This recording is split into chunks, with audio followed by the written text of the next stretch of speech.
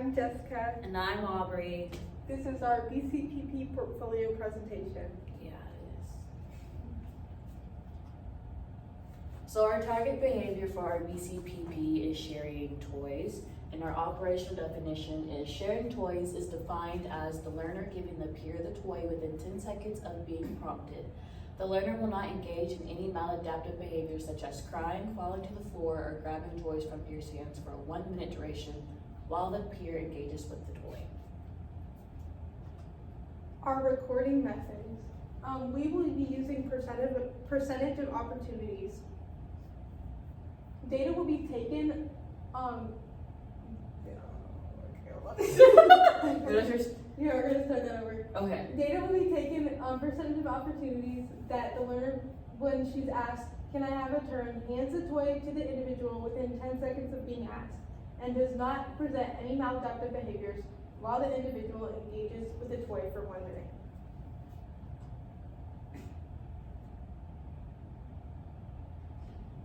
Recording the target behavior. Data will be taken on an electronic data recording sheet to ensure safe and reliable storage of information. We will be using an electronic recording system, such as just a data recording system on an iPad. That way we can have it with us in the daycare. All right, so for context, we have a 2-year-old girl in a daycare classroom. So the behavior change agents will be 2 daycare teachers. And while the child is struggling to share with peers in the classroom, you will ask to share. If she engages in maladaptive behaviors such as crying, grabbing toys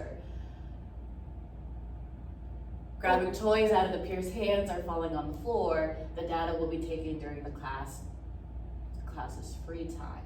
So the learner will have access to preferred toys within the classroom. The teacher will monitor the students for a 20-minute period during this time twice a week.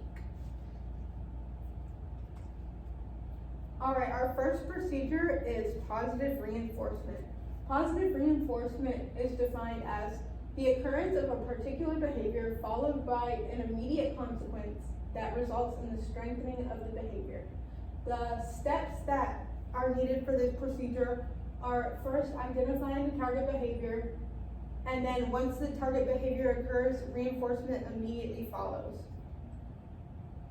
So, as we have stated earlier, our target behavior is sharing toys.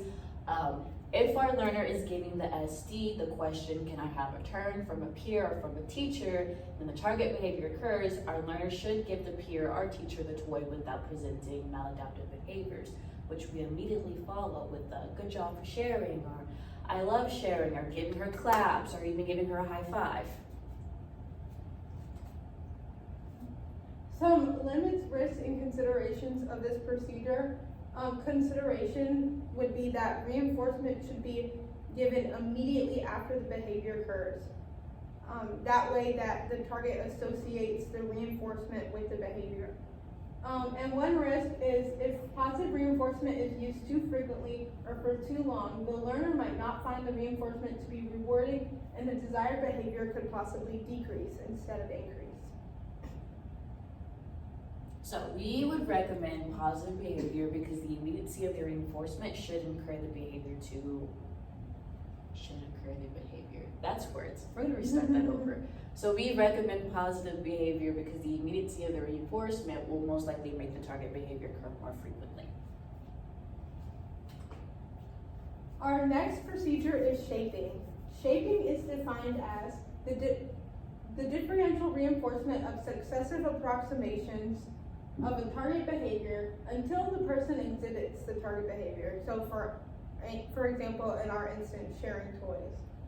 The steps for this procedure would be defining the target behavior, determining whether shaping is an appropriate procedure, identify the starting behavior, and then identify the steps that would follow. And then differentially reinforce the successive approximations of each behavior. Oh, wait.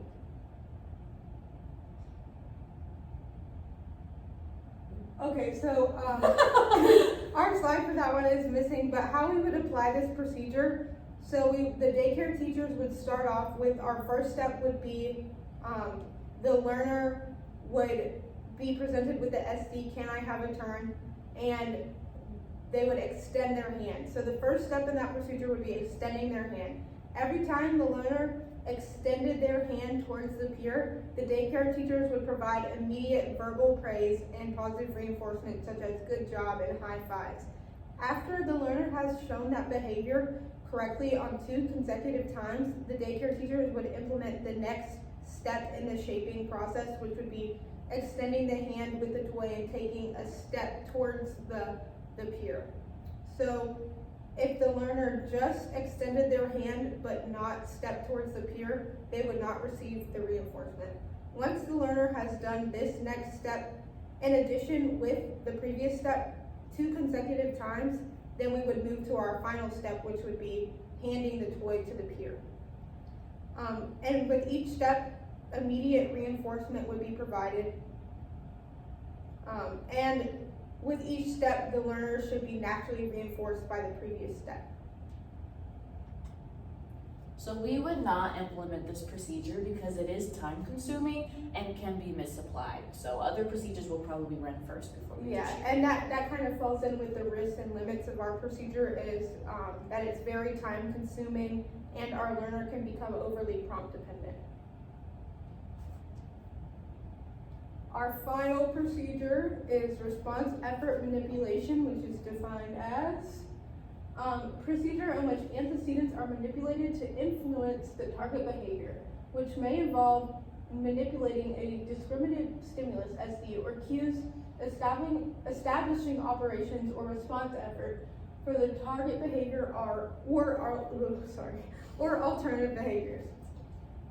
So for this, our first step would be increasing response effort. First, we would identify the problem behavior, which would be any maladaptive behaviors occurring when asked to share a toy. And then the second step would be decreasing our response effort. So decreasing the response effort needed to receive reinforcement. So applying response effort manipulation. So before the free play period, the daycare teachers will remove all highly preferred toys. The learners will have free access to all toys that were not identified as highly preferred. The daycare teachers will prompt only the preferred peers to deliver the SD. I don't understand the decreasing. Okay, so for the decreasing response effort, with all of the highly preferred items being non-accessible from the previous step, the SD, can I have a turn, will be delivered by the peer. Once the learner hands the item to the peer, the daycare teachers will immediately present the highly preferred toys. So the learner, once she shares, all of the highly preferred toys and reinforcers will be stated that were previously taken away. And they will allow her unlimited access while providing verbal praise for sharing with the peer. Any behavior engaging with the toys other than the toy handed to the peer will be reinforced. And risk considerations and limitations. One limitation would be amount of the toys in the daycare classroom. If the daycare is a small daycare classroom and doesn't have the ability to remove all highly preferred toys, this would not be a good procedure to implement because since the learner is in a daycare setting, it's not realistic to sometimes remove all the toys in the environment because that would be somewhat punishing to the other students in the class. And then also in removing the highly preferred items from the room, oh yes, every child would lose access. And then a risk of this procedure is the behavior might take longer to generalize because the environment is being rearranged specifically for the learner, whereas in other environments such as home or church, that would not be a possibility. We would recommend this behavior change procedure because it gives the learner many opportunities to be successful in engaging in the target behavior. The learner is also being taught alternative behaviors such as engaging with other toys. That's it. That is our behavior change procedure portfolio. Thank you. Thank you. Thank you.